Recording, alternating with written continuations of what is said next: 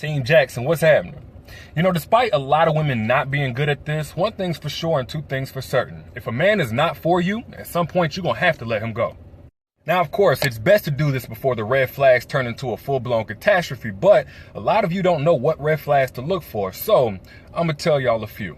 The first thing that should tell you it's time to let him go is if you can only get or keep his attention with sex. You see, this ain't the hit it and quit it type. This is the hit it and if you get off subject, he's no longer interested type. Now, this mainly applies to the guy you let hit a little too early, but he stuck around. So that sent the mixed signal that maybe he's there to stay when, yeah, he is, under one condition. Sex continues, and only sex. So if he's disengaged whenever the conversation is not about sex, or he brings it back to sex, or he only wants to hang out when there's a chance for sex, then it's not your heart or your mind he wants to get inside of. Another red flag to let you know it's time to let him go is if you only hear from him whenever you hit him up, and then it subsequently ends with, oh yeah, let me finish what I was doing, I'm hit you right back. Now, this mixed signal may communicate that he's not such a bad guy because he at least picked up the phone, and maybe he's not bad, but he's definitely ballsless because he doesn't want to talk to you, but he's too weak to say that. Actually, this is probably the only thing worse than when a guy goes ghost. It's like when his interest in you starts playing peekaboo, it flickers on and off, but it's never really on. That's when you got to unplug your shit and just turn it all the way off. It's like he'll pick up the phone, but he never has time to talk. And he thinks you're so dope as a woman and wife material, but he doesn't want to cuff you.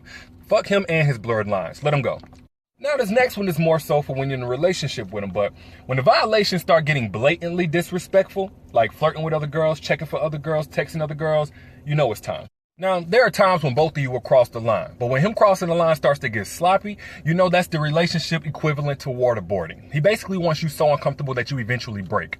Now, some men are real enough to say if they don't love you anymore, but then you have those pieces of shit who show up with their actions until all your hope is gone, and possibly your trust and your ability to love another man.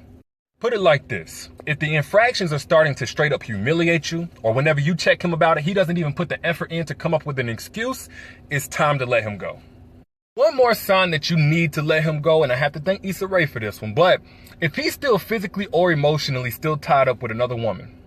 Yes, that includes the we ain't even together no more, but the lease ain't up, so you know how that is. Let him go.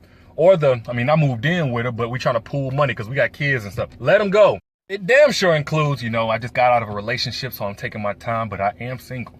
That's just code for I want my girl back, but we can enjoy a little fuck break until I clock back in with her.